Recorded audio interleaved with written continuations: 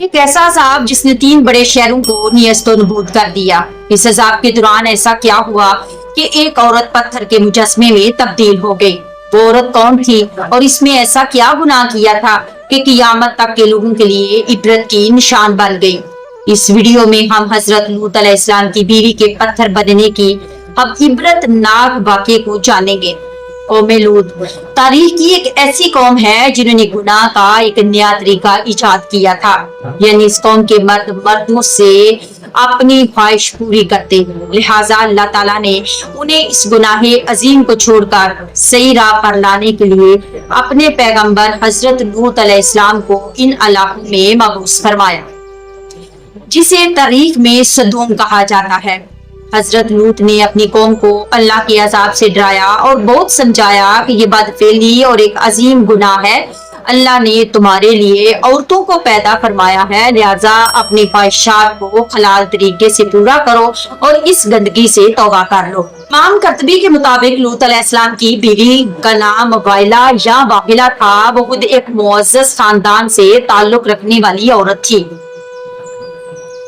انجیل مقدس کے باب میں پیدائش میں حضرت لوط کی بیوی کا ذکر موجود ہے، لیکن وہاں اس کا نام موجود نہیں، جبکہ یہودی لٹریچر میں اس کا نام ایڈو یا ایڈٹ لکھا گیا ہے۔ لہٰذا جب وائلہ کو یہ علم ہوا کہ یہ خوبصورت نوجوان آج رات ہمارے گھر مہمان ٹھہریں گے، تو وہ فوراً سدوم کے شریر ترین لوگوں کے پاس گئی اور کہا کہ تم لوگ یہاں کیا کر رہے ہو؟ 3 خوبصورت نوجوان لڑکے میرے شوہر لوط کے گھر قیام پذیر ہیں، وہ آج رات میرے گھر میں ہی رہیں گے۔ وہ بہت خوبصورت اور پرکشش چہرے والے لڑکے ہیں، تم لوگوں کو یقیناً انہیں جا کر دیکھنا چاہیے۔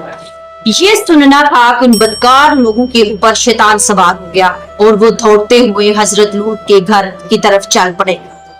کچھ دیر بعد حضرت لوط کے گھر کے باہر ایک جمع غفیر لگا ہوا تھا۔ لوگوں نے ان کے گھر کو گھیر رکھا تھا اور انہیں لڑکوں کے ساتھ بدفعلی کے ارادے سے دیوار پر وہ لوگ چڑھنے لگے۔ کچھ لوگ دروازے توڑنے کی کوشش کر رہے تھے۔ وہ نوجوان لڑکے جو دراصل مقدس فرشتے حضرت جبرائیل علیہ السلام، حضرت اسرافیل علیہ السلام اور حضرت میکائیل علیہ السلام تھے، انہوں نے حضرت لوط علیہ السلام سے کہا کہ آپ فکر نہ کریں، ہم اللہ کی طرف سے بھیجے ہوئے فرشتے ہیں، ان بدکاروں پر جلد ہی عذاب آنے والا ہے۔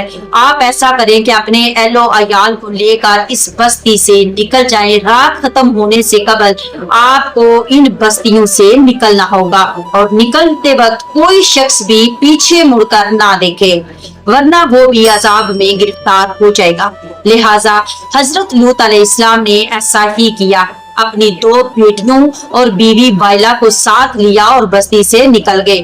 آسمان سرخ ہو رہا تھا، آسمان سے پتھروں کی بارش ہو رہی تھی، آواز آ رہی تھی کہ ہر طرف مخلوق کانپ اٹھی۔ اسی دوران حضرت لوط اپنی بیوی، بیٹیوں اور ان فرشتوں کے ساتھ جلدی جلدی قدم بڑھا رہے تھے اور چلتے وقت ان کی نظریں عذاب الہی سے نیچے جھکی ہوئی تھی۔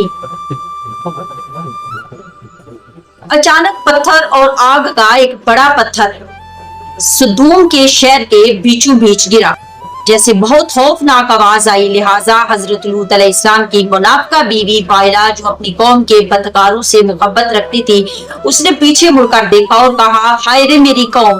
اس پر اللہ کے عذاب کا ایک پتھر اس کے اوپر گر پڑا اور وہ بھی ہلاک ہو گئی اور اسی جگہ بت بن گئی۔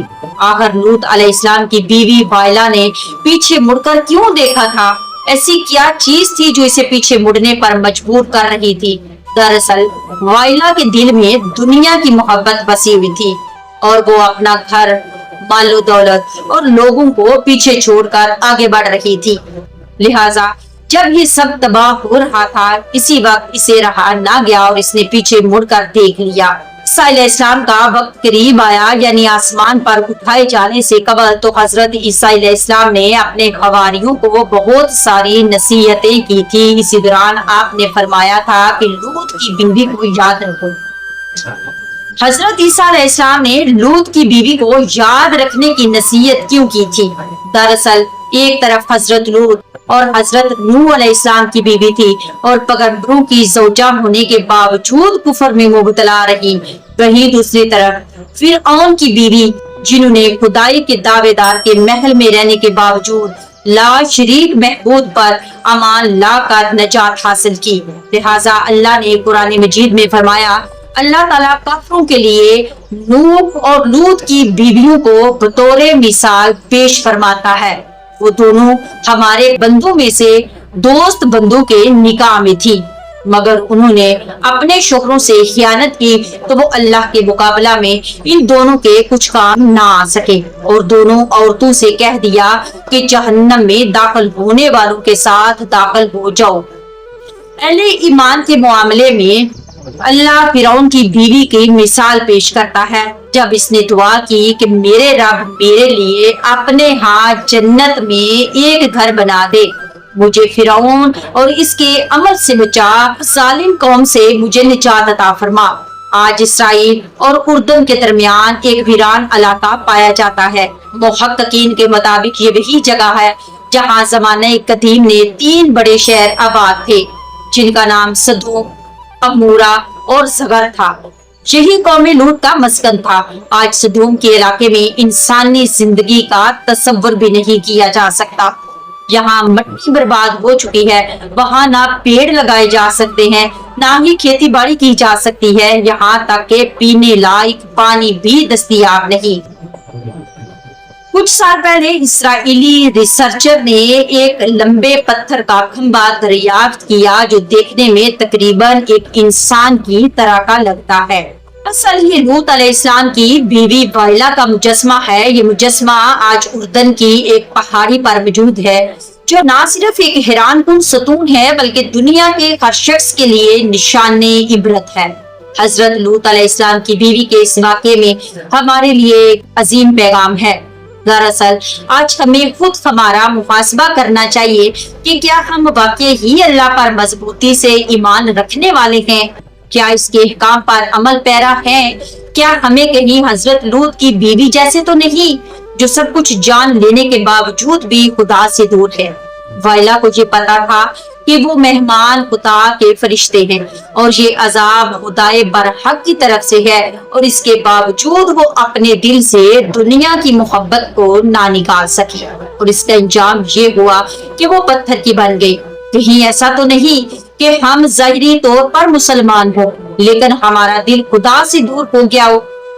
اللہ ہمیں اپنے نیک بندوں میں شمار فرمائے اور ہمارے دل کو اپنی محبت کے نور سے منور کرے۔ آمین ثم آمین۔ اگر آپ کو میری یہ ویڈیو پسند آئی تو میرے چینل کو ضرور سبسکرائب کریے گا، کمنٹ باکس میں اپنی رائے ضرور دیجیے گا۔ انشاءاللہ ملتے ہیں نیکسٹ ویڈیو میں، تب تک کے لیے اللہ حافظ، فی امان اللہ۔